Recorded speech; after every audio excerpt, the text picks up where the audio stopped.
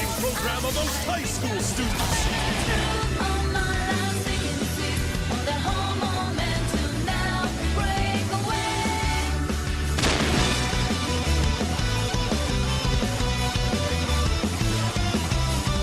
What's up everyone, Maximilian here, and welcome back to another episode of Persona 4 Arena, the Online Warrior. In the last episode we kind of had an introduction, trying to get people familiar with this new game that not a lot have seen as of yet, and it's actually making a lot of buzz in the community over the past few weeks, and a lot of people are really enjoying it. And for myself, it's actually been a lot of fun. It's frustrating at times because it is a brand new fighting game in the term, but it is a lot of fun, and once you start getting the hang of it, it's you'll get a lot of satisfaction on it, and that's what I kind of wanted to talk about with this episode. So a lot of people, when they get into fighting games, everybody knows this, the aspect of understanding a fighting game is the most intimidating and difficult for the general player. For a guy like me that's played a lot of fighters, it literally took me about 2 hours and about 20 matches, probably 15 to 20 matches to start figuring out how you have to play Persona. The first 10 matches were grueling and frustrating, and I just didn't know what was going on, what I was supposed to do. Every little thing was just murdering me, and I was just like, this game is non-stop block strings and overheads. Like, how do you even deal with all this? And then you start to figure out the game, and that you have things that like that at your disposal, and you have other stuff in the game that helps you deal with it. It takes a little while to get the base fundamentals of a fighting game down, like the base mechanics. If you have someone to play with, it makes it a lot easier. Like if you have a local person where you can just hammer out rounds on each other and just go about it and figure out what the game mechanics have to offer, and then you start figuring out the little meta games, like, you know, throw mix-ups, little areas that you can mix up the opponent to get like a damage reset in, stuff like that, stuff that you might be used to hearing in normal fighting games. But Persona is just like that. It just takes a little bit of effort. So what I'm going to do is I'm going to give a couple of quick tips. Anybody that might have been having trouble with Persona, has come across this series, is watching these videos, would like to get into the game, hopefully I'll be able to assist a little bit of you guys with some issues you might be having with the game. And some of the stuff that helped me really, that helped me understand Persona a little bit once I started hearing the feedback of some of the people that were watching my first week of play session, essentially jumping online and playing the game really fast. One of the first things that you need to understand about Persona is that the combination of button attacks are really powerful in this game, especially your ease of mobility. One thing that is extremely good, is the fact that you have a role in this game, a role that is similar to SNK-style fighters, Capcom vs. SNK 2, stuff like that. The role is very effective because it's similar to the role as those games, like you can be thrown out of it, and it goes through projectiles. It just flows through attacks and projectiles. The only thing that you can stop somebody to do a roll is to grab them. Now, what's good about this is the fact that it helps out mobility against certain characters that have like full screen spacing that just throw stuff out from a full screen distance, and you can somehow get in on them, roll in, throw, start a combo, stuff like that. There's a lot of other characters that have moves and mobility that that ignore like hit stun, that like will fly through physical attacks, fly through projectiles, and things like that. You can see in this situation here, going up against this character is ridiculously tough. This girl has like full screen fireball attacks that lock you down and prevent you from jumping. It's stuff that I still am trying to figure out how you gotta fight against it. Elizabeth is her name. I'm still learning the names of the characters too. But the role is really important, and you gotta figure out how you gotta use it with your character. Another thing that's really good, that'll help you understand how Persona works in the mix-up department, is by pressing, I think it would be 1 and 2. Forgive me if I'm wrong. This is this is jab and heavy, or it's like your jab attack and your heavy attack. Essentially the two closest buttons, though, or they would be like, I guess this would be light and special for Marvel vs. Capcom. But pretty much you press the two light attacks, and you get this overhead move. I forget, it's called like all-out rush or something like that. I don't know the technical terms of the game just yet.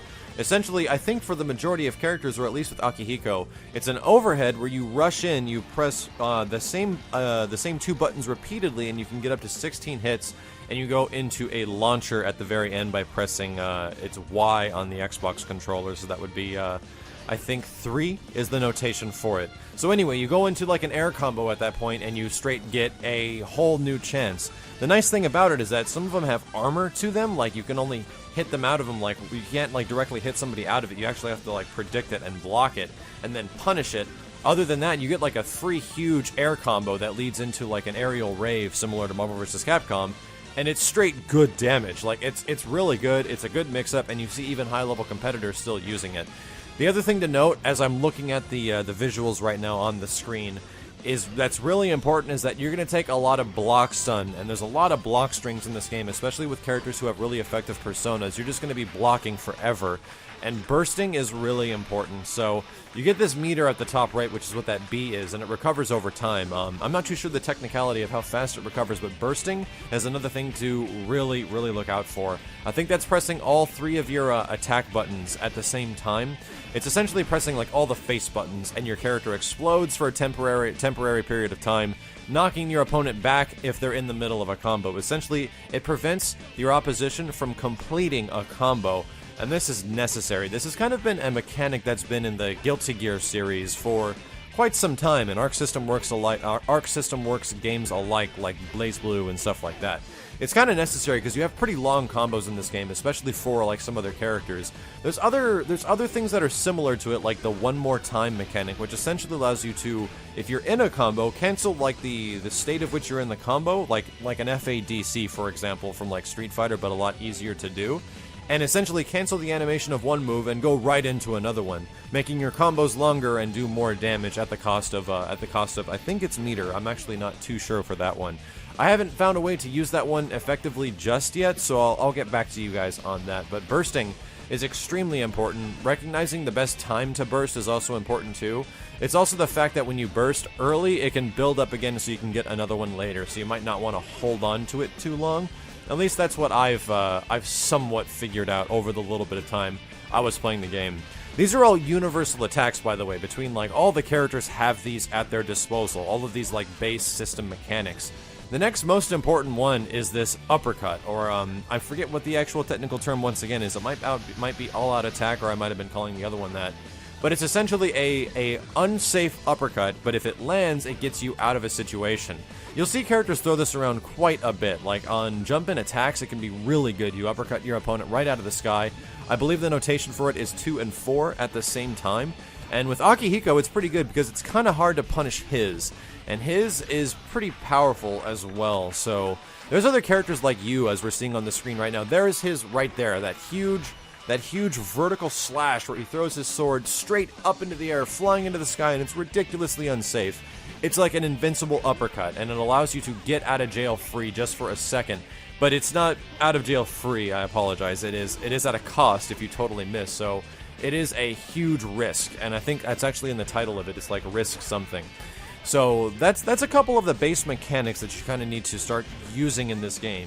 Utilize rolls, utilize the uppercuts, and utilize the bursts. Once you start actually using this stuff, the game will get a lot easier. When it comes to Akihiko, there's some things I have not been using with the character too much, and I have to understand a little bit more. I started figuring it out. He has this little tornado that's next to his name. If you see on the screen right now, there's a level 1 and a level 0 is what happens when it's by default.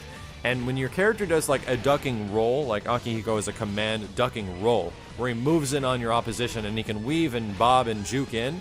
And the more you do that in a sequence of commands, like in one single combo string, the higher it gets, and it changes the properties of a lot of moves. But it makes Akihiko kind of a high execution character at the same time from what it feels like. But a lot of things open up. Now, most of the characters in the cast seem to have this unique attribute to them where they can do like a certain thing. Like Aegis has this like bullet counter because a lot of her attacks have bullets to them. I'm not going to say it's like a gimmick, but a lot of characters seem to have this, like, for the most part. I might be completely mistaken on this because there is some Persona fan out there right now telling me, Max, it's not that way, but it seems like each of the characters in this game have some sort of gimmick to them, something that they can, like, do that's unique from everybody else. So, if that's the case, please let me know. Akihiko is definitely his duck, weave, and juke level up bar that changes the properties and damages of his moves, and other characters have other stuff as well. But if you guys are curious of what your character can do, go ahead and leave a comment below, because I think understanding that stuff is going to be really important when we start breaking open Persona, and eventually getting later on to the Online Warrior series. So, the other thing I've kind of like started thinking about with this game, and hopefully a couple of those tips will help you guys out if you're having trouble. There goes an overhead right there into the launcher. That is done by pressing 1 and 2 at the same time. The other thing I was saying about this game is that I haven't been really attached to the cast of characters in this game, so I do like sticking it out with Akihiko. I'm not too sure if I'm going to be playing anybody else, because there's a lot of other fighting games out right now, and I find Akihiko to be a lot of fun, although he is pretty difficult to use. I kind of like you as well, but I think Akihiko fits my playstyle a lot more because he's super rushdown, and it feels really good when he gets in. However, when you're going up against other characters that have like these huge full-screen personas that keep you at a distance, like completely away, it can be very hard.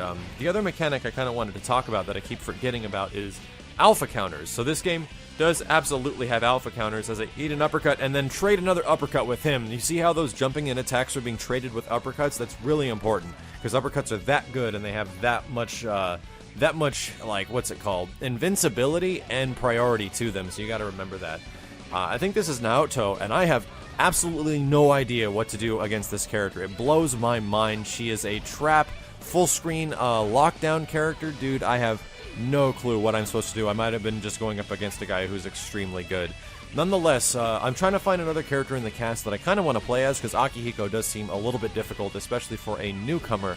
I actually would not recommend using Akihiko if you're brand new to Persona. I like him just because he looks awesome, but a lot of you guys might have a better chance using some of the other characters in this game. Kanji is definitely a fan favorite right now. A ton of people use Kanji. I haven't seen a lot of Labris players, which is what I was kind of anticipating based off what I first saw early on. But it turns out she might be a little bit too difficult to use, especially in an online environment. But I can't say anything better about the online for this game. Like, there's things that Atlas or Arc System Works has done with the netcode of fighting games, and it's absolutely brilliant. I don't know if it only works on 2D fighting games or what. There's Akihiko's juke that actually avoids projectile attacks, if you see right there, and it builds meter at the same time. But she has a persona that can reach me full screen and like lock me down, so it hurts.